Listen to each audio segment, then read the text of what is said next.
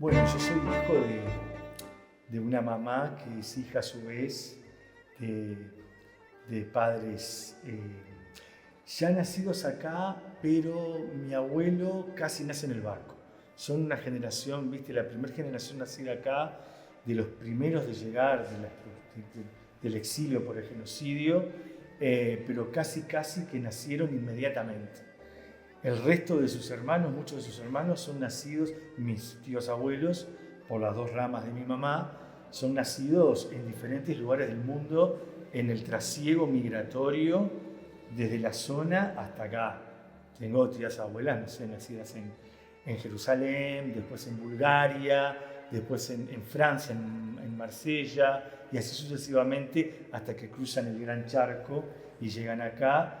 De hecho, no, por lo menos los Pedrosian, que eran Bedrosian, es el mismo apellido, de hecho iban para Buenos Aires, pero bueno, cuando mi bisabuela vio el cerro, se bajó, porque le hizo acordar a Armenia, ¿no?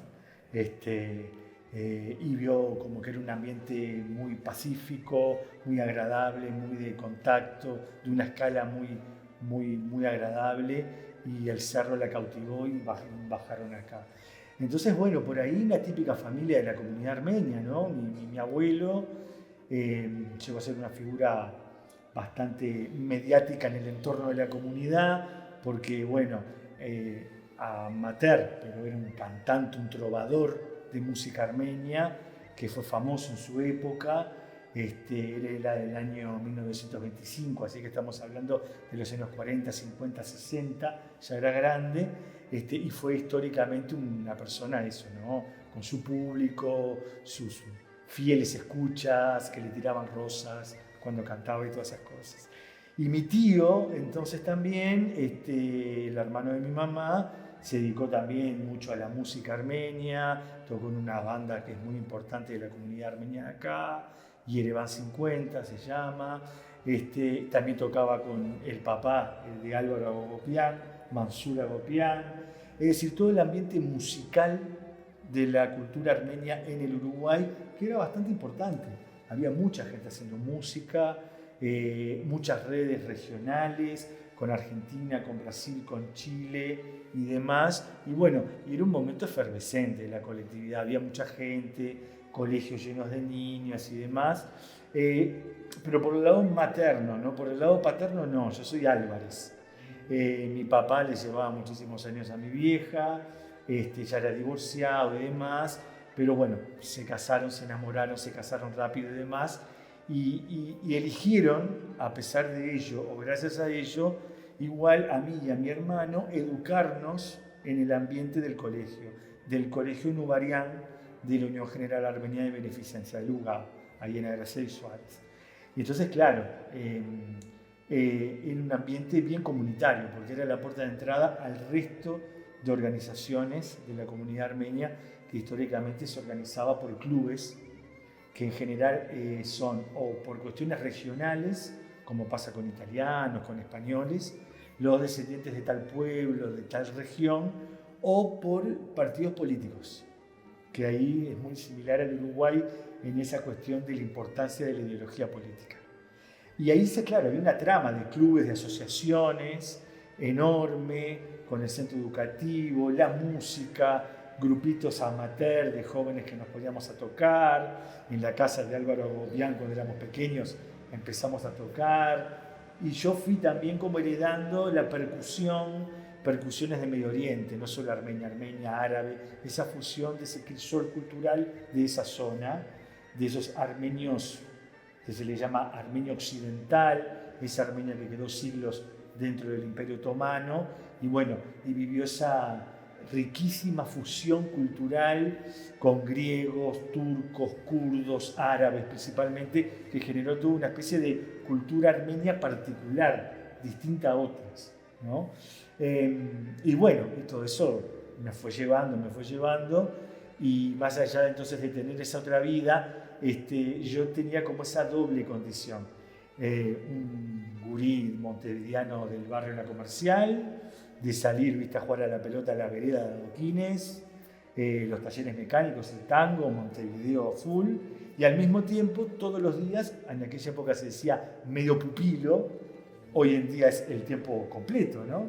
8 horas por día metido ahí, de jardinera a sexto de escuela, ¿no? Es decir, entonces, claro, ¿viste? Y a eso sumale la familia directamente, ¿no? La familia materna, esos abuelos que fueron muy importantes, ¿no? Ese abuelo que te contaba, que era un trovador, era una figura pública de la colectividad vinculada a la música, al espectáculo, a la puesta en escena, a todo eso. Y mi abuela, obviamente, también una mujer encantadora y demás.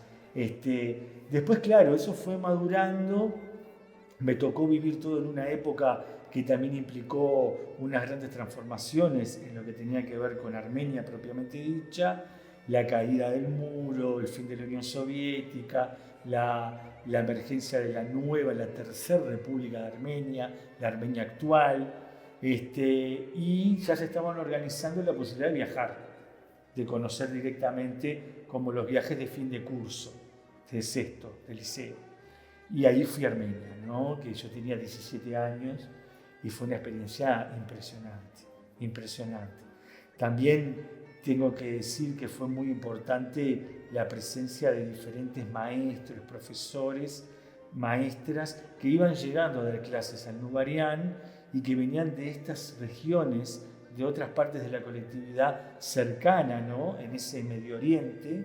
Por ejemplo, tuve un par de maestras hermanas armenias sirias que fueron muy importantes en ese sentido. En un momento tuvimos un director del colegio que era chipriota, era de Chipre. En Chipre estaba lo que vendría a ser el IABA, un centro de formación de profesorado armenio para todo el mundo.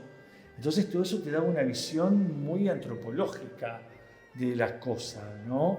Y bueno, Jovanés Boduquian, gran amigo, fue un profesor en ese momento. Él era armenio uruguayo, él había nacido allá, se crió acá de madre uruguaya, había vuelto a estudiar allá y era un joven profesor que llegaba de la Armenia actual, viva, presente, concreta, ¿viste? Y eso nos habilitó otra mirada, ¿no?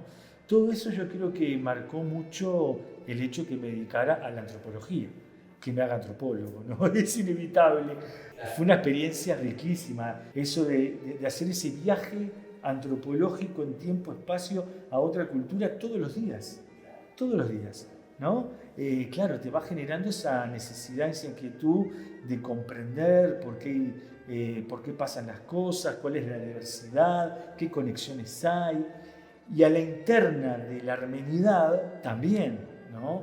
Una cultura milenaria, con una historia tan de larga duración, en una región tan rica, tan cargada de procesos culturales como es esa, haber pasado por todo lo que pasó, tener una diáspora mundial, genera procesos de mezcla y hibridaciones que son riquísimos, ¿no?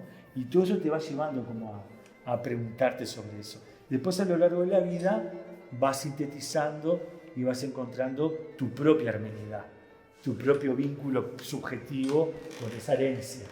Sí. No solamente, es como una parte más, es una parte más. Pero digamos, como pasa con muchas identidades diaspóricas, ¿viste? Te sentís, digamos, armenio del Río de la Plata, digámoslo así, en esa singularidad, ¿no? Que no es lo mismo que de otro lado. Viste que te digo del Río de la Plata, los más cercanos son los de Buenos Aires, ¿no? Ahí sí, el área cultural es la rioplatense.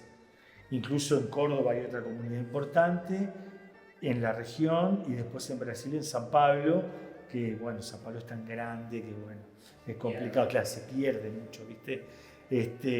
Pero tal cual, ¿viste? Como que esa dimensión rioplatense genera una armenidad particular. Yo me siento armenio en el Río de la Plata, digamos. Es un trauma, ¿no? Esos acontecimientos, esos eventos que son extremadamente traumáticos, generan unión en el dolor, ¿no? En la bronca, en todo lo que conlleva, ¿viste? La búsqueda de justicia, de verdad justicia. pero también es fuente de conflicto, también, en términos políticos, ¿no? En términos políticos. Es una región del mundo extremadamente politizada, atravesada por todas estas diversidades que al mismo tiempo que le dan riqueza, también le generan ese nivel de conflictividad constante. Hasta hoy en día esa zona está en guerra casi siempre, lamentablemente. Esos años de 70 años de Unión Soviética, esa pequeña porción de Armenia que se convirtió en la República de Armenia, que es la 10ª parte de lo que era, vivió años de paz, que se experimentan como, bueno, políticamente los que están más afines a lo que fue la era soviética reivindican esa paz, imagínense. Y claro, cuando hay momentos de paz es impresionante la capacidad creativa y constructiva de la cultura, de las artes, es impresionante. Y eso mismo genera también que se fagocite y que hayan intereses que quieran quedarse con ese tesoro cultural. Lo mismo pasa en Siria, en Irak, en Turquía, en el resto de Turquía, en toda esa zona que llamamos desde acá Medio Oriente, ¿no? Y claro, después con el paso del tiempo, siempre, ¿no? Los grandes imperios a lo largo de la historia están siempre ahí jugando las guerras como en una especie de tablero de ajedrez. Armenia siempre fue, lamentablemente, territorio de combate de otros, que se la disputaban y la partían en pedazos. Entonces también después la Guerra Fría marcó una brecha grande entre quienes estaban a favor del proceso, ¿no?, de sovietización, quienes estaban de un lado de la cortina de hierro y quienes estaban del otro lado. Y claro, el genocidio quedó en medio de eso. Entonces sí, para responderte, une desde el dolor, desde la necesidad de justicia, de verdad, pero también, bueno, para algunos creemos, hay como que ir superando, ¿no? Hay que como que ir superando eso. ¿Qué es lo que pasa con todas estas cosas traumáticas, ¿no? Que también te inhiben un poco, te dejan agarrado en el dolor, te pueden dejar agarrado en el dolor. Primero, más de fondo, está esta cuestión de una especie de diversificación de la Gran Armenia, como se la conoce, ¿no? Toda esa zona en la cual se expandió la cultura armenia a lo largo de siglos. Surgió y se expandió, que va desde el Cáucaso, donde hoy está ese pequeño país Armenia, hasta el mar Mediterráneo frente a Chipre, ahí en el Codito, ¿no?, donde fue el terremoto ahora en Turquía, ¿no? Cilicia se la conoció después en la Edad Media, que fue un reino armenio cristiano en la época de las cruzadas, ¿no? Se llevó mucho antes, pero ahí fue cuando se consolidó como Estado. Entonces, después que el Imperio Otomano se consolida, siempre los persas están ahí, incluso en la propia configuración de lo armenio, los diferentes imperios, las dinastías de la gran cultura irania siempre están presentes. Desde que aparece lo helenístico en Grecia y la llegada de Alejandro Magno también, toda esa helenización llega rápidamente y hay una hermandad muy importante. Armenia queda como en el medio, entre Occidente y Oriente. Vos ves los mapas de geografía viejos con los que estudiábamos nosotros y Armenia siempre es donde se corta el mapa. ¿Viste? Ahí. Es eso que está al lado, pero que es otra cosa. ¿Viste? Entonces, claro, a partir del siglo XVII, por los años 1600, se termina de establecer una partición entre una Armenia oriental y una Armenia occidental. Y empiezan como procesos divergentes. ¿Viste? Después, cuando el Imperio Ruso llega a ese oriente, se queda con lo que tenían los persas y ahí se distancia aún más. Siglos de Imperio Otomano, esa otra Armenia occidental, como hablábamos, bueno, termina imbuido en otra cosa. Al punto es esto que existen dialectos distintos regionales, e incluso se habla de armenio oriental y armenio occidental, de dos idiomas, dos, ¿no?, dialectos grandes distintos, ¿no? Entonces, claro, ahí sí hay una separación, ¿viste? Después, cuando pasa esto, cuando se da el evento del genocidio, lo sufren los armenios occidentales, los que están en ese territorio. Los que vivían en la Armenia oriental, Yerevan y otras regiones de la actual República de Armenia y un poco más en el Cáucaso, no lo viven directamente, lo viven sus primos hermanos. Y llegan algunos que pueden llegar a escaparse hasta allá, pero la mayoría agarra para Occidente, al mar, porque estaban más cerca del mar. Había colonias, había presencia de misiones religiosas estadounidenses, protestantes, había orfanatos franceses y norteamericanos en Cilicia y toda esa zona del mar Mediterráneo. Entonces, claro, la inmensísima mayoría de nuestros antepasados escapan por ahí y vienen de esas regiones. Entonces, claro, hay una distancia histórica y geográfica grande. A eso sumarle después lo que hablábamos, ¿no?, de los años soviéticos y demás, donde tampoco era una comunicación fluida, sino que se vivía aparte. Todo eso va generando, ¿no?, una distancia. Y por ahí es que se entiende que se lo viva hoy en día en Armenia como algo que recién ahora es visto como más propio.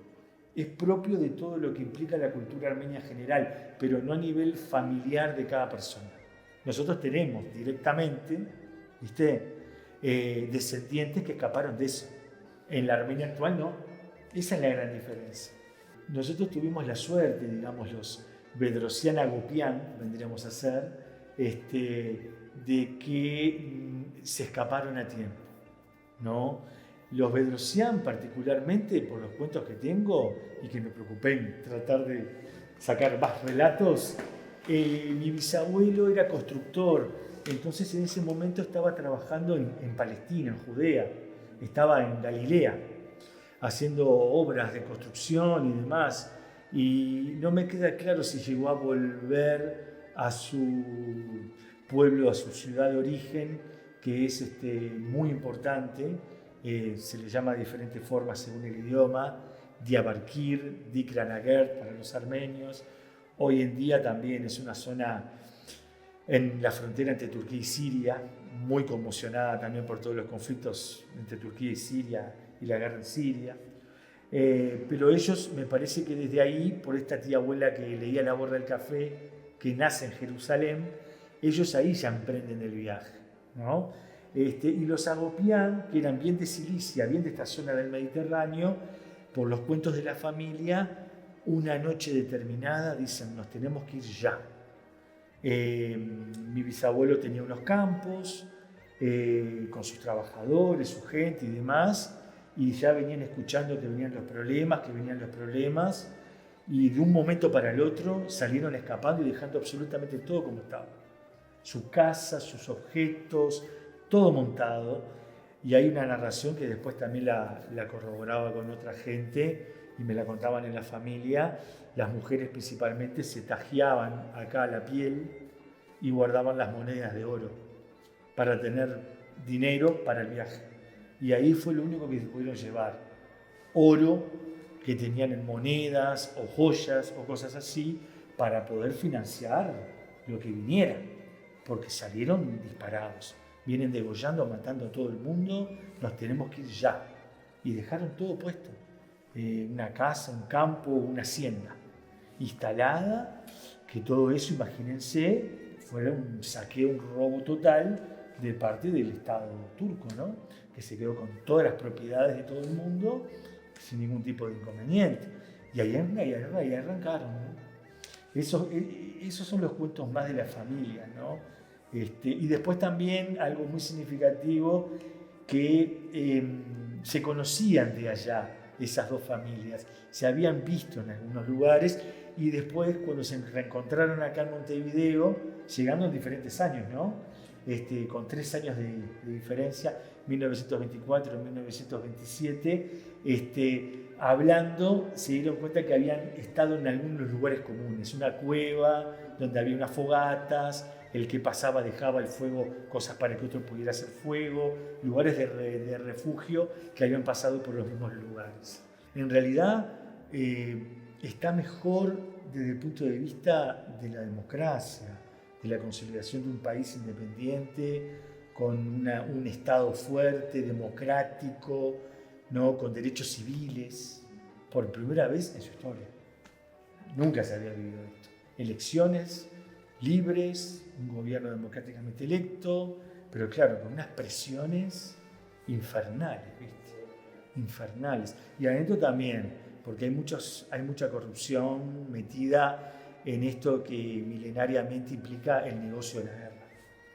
Entonces, si te metes con la guerra, divide y reinarás. Entonces, claro, están los que están con el ejército, la venta de armas, el contrabando, que incluso atraviesa bandos, ¿no? Es terrible. Señores de la guerra, digamos, ¿no? Como se le conoce en África, ¿viste?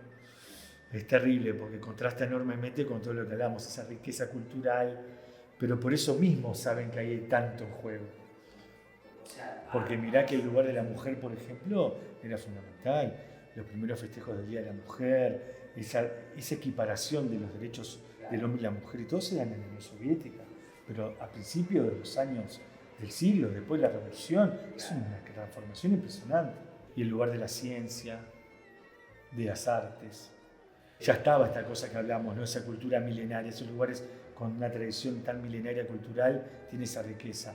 Pero la cultivaron más. Todo el mundo toca algún instrumento, todo el mundo juega al ajedrez, todo el mundo sabe varios idiomas. En la pobreza material extrema, pero hay una riqueza cultural impresionante. Y eso es lo que te choca. Hay un centro de gastronomía que fue en la era soviética mundialmente famoso. También de informática, de computación.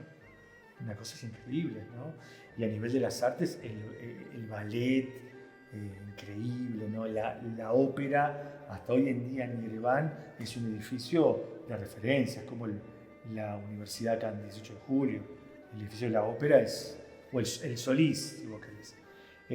Y el jazz tuvo también un movimiento muy importante a partir de fines de los 50, principios de los 60, cuando se convirtió como en una música popular de masas dentro de la Unión Soviética, particularmente en el Cáucaso, y a nivel armenio y azerí también, en el Cáucaso. Pero en Yerevan agarró toda una onda muy jazzística, y hubieron bandas de jazz muy interesantes. No jazz clásico Dixieland, no, jazz, más cool jazz, cosas interesantes, contemporáneas, ¿viste? Y todo eso, claro, después empezó a sentir efectos, ¿no?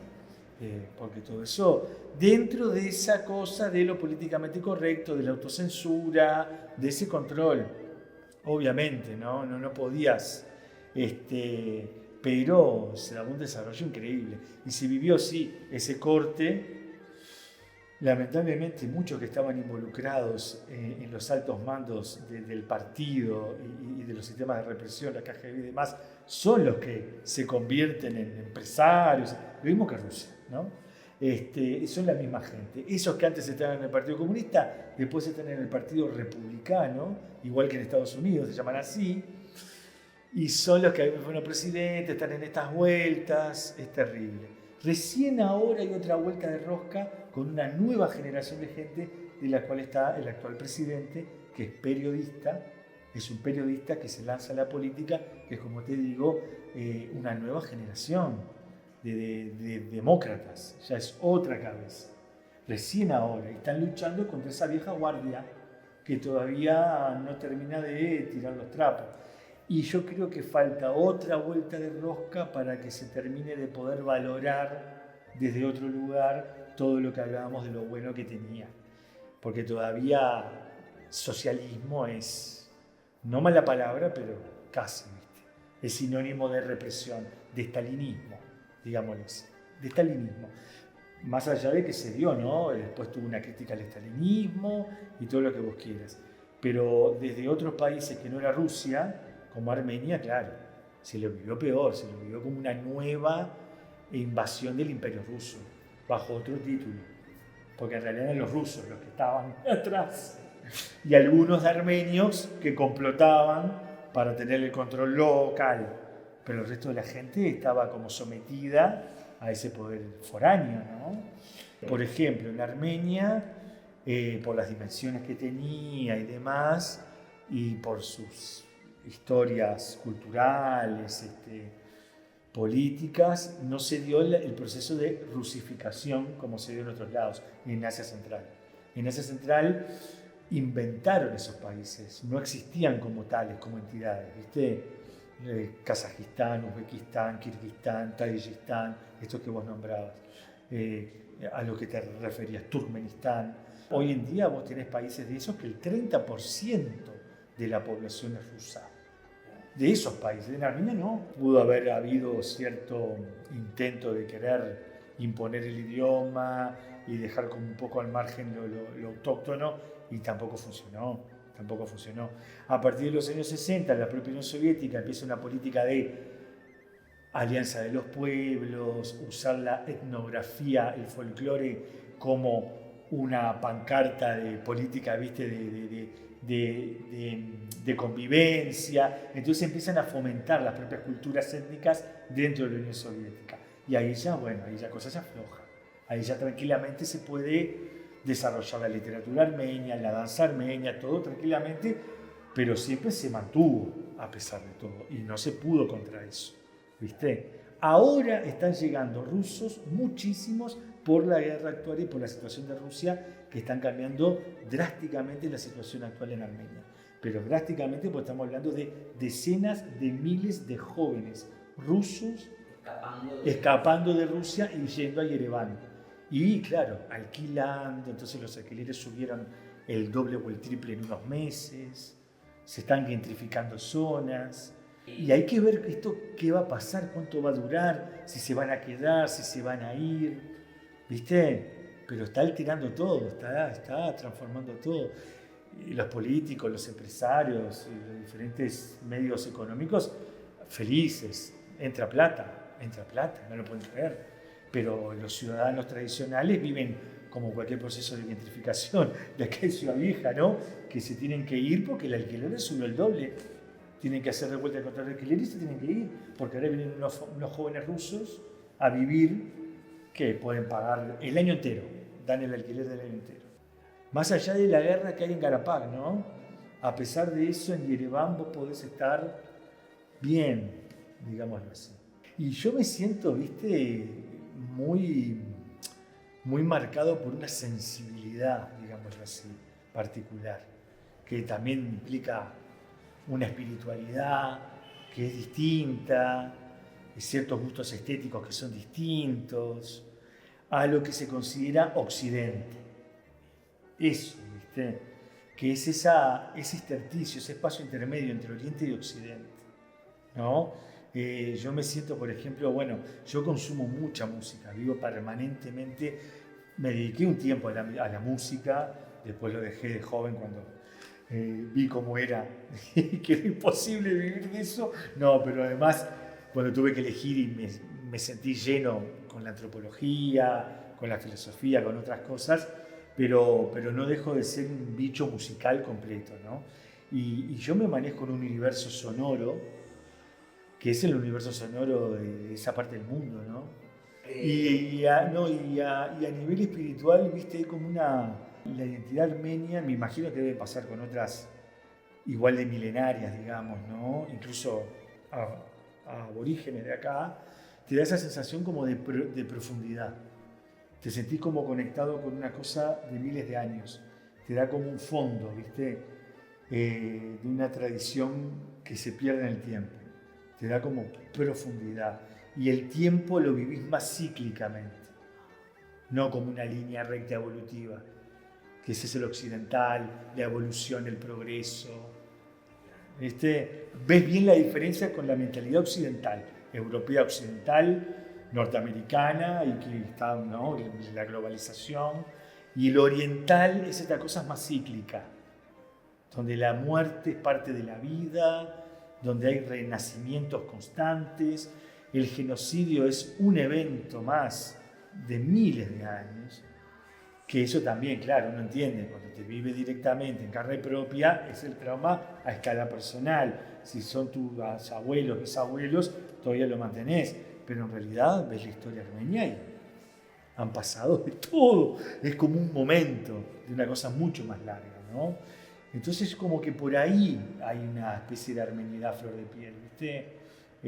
Yo lo veo por ese lado. Siempre en mezcla, hibridado, como te digo, ¿no? Con esas particularidades. que te permite como estar más abierto a la diversidad. Ahí está. Y disfrutar incluso de otras cosas, de otras culturas, que no son ni armenias, ni de Medio Oriente, ni uruguayas, porque estás como más abierto a la diversidad. Una cosa así. Los armenios son, en el mundo antiguo, los montañeses. Dentro de la cosmovisión, ¿no?, de la Mesopotamia más clásica, ya aparece Armenia en los primeros mapas. Cuando está Ur, ¿viste?, los hititas, y aparece Armenia. Y son los que viven allá arriba en la meseta montañosa, donde está el monte Ararat. Por eso es tan importante el Ararat, donde en la Biblia queda el arca de Noé, después del diluvio. Eso es Armenia. Son los montañeses del mundo antiguo, digamos así. ¿Viste? Entonces, claro, hay vínculos con el arameo, el caldeo, la Mesopotamia toda, el Levante con el Mediterráneo. Hay una conexión muy antigua con todo eso, ¿no? Y tiene origen también en mezclas étnicas. No salen de un... Pero lo que pasa es que las culturas antiguas todas se creen originarias, ¿viste?, puras, esencialistas. Pero si vos te pones a desmenuzar arqueológicamente, aparecen cosas interesantísimas. Lo que pasa es que se hunden en el Paleolítico, ¿no? Sí. En el Paleolítico. Impresionante. Estás en Yerevan y hay cosas, como que hagamos te digo, caminaras, y hay algo que tiene miles de años en la ciudad. Erepuni, que era la ciudad original, fundado por los urartianos, en el reino de Urartu, que es contemporáneo de los asirios, 900 a.C., la ciudad ahora va a cumplir 3.000 años. Nairi, que es el nombre original de la confederación tribal que da origen como al magma de la armenidad, ¿viste? Las confederaciones de Nairi es en torno a un lago, el lago Van, que es como el Titicaca, digamos, para los armenios. ¿Tá? Hoy está en Turquía, Van, la provincia de Van, muy cerca de la frontera, ¿no? Hay un vínculo con el agua fuerte también, ¿viste? Agua de montaña, ¿viste? Ahí está. Lagos, ríos caudalosos, por los valles. Esa onda, más como el País Vasco, ¿viste? Esa onda sí. Sí. Que hay teorías de asociación, ¿no? ¿Saben? Sí, claro. ¿Teorías de la asociación de los vascos con Armenia y con Georgia, digamos, con el Cáucaso. Vieron que el vasco dicen, ¿dónde dicen los vascos? Dicen los vascos, bueno, las más cercanas lingüísticamente lo asocian con... Sí, claro, que los vascos son originarios de allá, pero de una época anterior al surgimiento de la cultura armenia, de las bases comunes, de la península de Anatolia, de esas tribus, digamos, proto-hititas, digamos así. Lamentablemente la lengua se te va perdiendo porque, claro, al usarla cotidianamente, y claro, te vas resguardando en la música, en eso otro, ¿no? En la danza. Yo en el libro ese que hice, que les pasé, por ejemplo, hay un capítulo que se llama, ¿no? Creo que se llama así, le pusimos así, la danza, la conexión más allá de las palabras. Porque es esa sensación de que te pones a danzar con el otro y conectás, ¿viste? Más allá de que manejes o no el idioma armenio. Y hoy en día, de las pocas cosas que quedan fuertes, es el grupo de danza Rayané del Centro Nacional Armenio, que todos los años hacen un festival en alguna sala importante, ¿no? De Sodre, etcétera, todos los años. Y que viajan, van, vienen, se forman, porque la danza tiene un lugar importantísimo. El teatro, por ejemplo, se fue perdiendo. Había teatro armenio acá. Y claro, como se fue perdiendo el idioma, no se puede hacer teatro, ¿no? Está complicado. Pero en los años 60 se estrenaban obras, varias, en idioma armenio. En el libro tenemos varios registros ahí, reproducimos varios catálogos de las obras, de folletería. Lo pueden usar para la posesión. Sí. Están buenísimos, con personajes, directores, la verdad increíble, ¿no? Y también en el libro aparecen ciertas figuras que vinieron, que fueron muy importantes en su momento. Aranja Chadurian, por ejemplo, el músico, cuando vino a Montevideo, ¿no? Fue imponente. En el libro particularmente, si les interesa, está este grupo de gente que era afín a la Unión Soviética fueron los que conectaron. Entonces, fueron, digamos, por eso a mí me interesó tanto, los primeros, es como ir a la luna, ¿no? Los primeros que viajaron a la Armenia soviética, los primeros hijos de los llegados de la Armenia occidental escapados del genocidio, que reconectan con una Armenia real, la Armenia socialista soviética.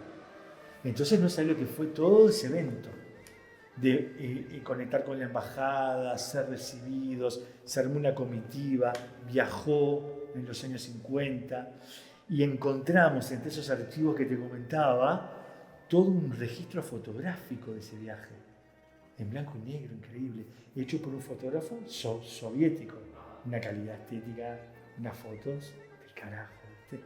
Las pusimos todas en el libro, tan entero. Véanlo porque son unas fotos fantásticas. Las pueden usar si quieren.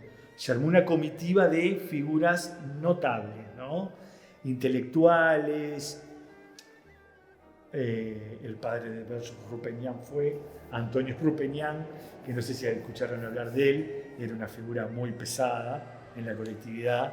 Los Rupenianos tenían su audición de radio, que fue muy importante, Radio Armenia, en CX50. Todos los días estaba, todos los días. Eso también era algo muy importante, ¿viste? Más que nada en la casa de mis abuelos, ¿no? Todos los días, al mediodía, estaba puesta en la radio, sonando Radio Armenia, ¿no? Con la música, con la información, las noticias, entrevistas, discusiones políticas. Él fue a ese viaje. Una sola mujer, después eran todos tipos, obvio. Imagínense, años 50 y pico, no me acuerdo, 53 creo. Ese viaje fue como ir a otro planeta, a reencontrarte con tus raíces, que eran otras, las mismas pero otras, ¿viste? Esos primos hermanos de Armenia Oriental. Claro, que eran como parecidos pero otra cosa. Y a partir de ahí se estableció un canal de comunicación que se mantuvo siempre, con la embajada de la Unión Soviética acá, y ahí a este club le llegaban materiales de allá riquísimos, películas en 35 milímetros, soviéticas, libros, les pasaban llevando cosas. Todo eso es lo que te contaba, que nos encontramos metidos en una habitación, pudriéndose de hongos, súper que decís, esto acá hay que armar un archivo, ¿viste? Y eso es en la sede de este club, digamos, el Centro Nacional Armenio se llama, que queda en la Comercial, en Luminoso Terra y Cagancha. Todavía está todo ese material. Nosotros hicimos lo que pudimos, ¿no? Sacamos algunas fotos, descubrimos algunas cosas, usamos ejemplos para el libro, de qué tipo de materiales eran los que llegaban. Hay fotos de gente acá haciendo, que están en el libro también, botas de cuero para mandar a la Segunda Guerra Mundial, ¿no? Para los combatientes soviéticos. Armenios de acá mandando contenedores, cajas con botas, típico armenio zapatero, ¿no? Alba, contribuyendo. Y hay unas fotos increíbles. Ves a toda la familia, ¿viste? A los tipos, a la mujer y a los niños alrededor, ¿no? Cosiendo esas botas. El cargamento con un pequeño camioncito y escrito en armenio, en la caja de madera, mandando eso al otro rincón del mundo, año 41, ponele. Desde la Comercial. Eso me pasó a mí en el libro, imagínate. ¿Viste lo que pasó recién? Porque claro, uno está, pero tampoco es un gueto. Entonces, por suerte, viste, acá en Uruguay, y vos te movés y no sé qué, y te reencontrás. Ya estaba el libro impreso. Y lo miro y digo, este es mi abuelo. En una foto vi a mi abuelo, a mi tío. Recién el libro terminado, impreso, y empecé a encontrar gente de mi propia familia ahí metida en las fotos.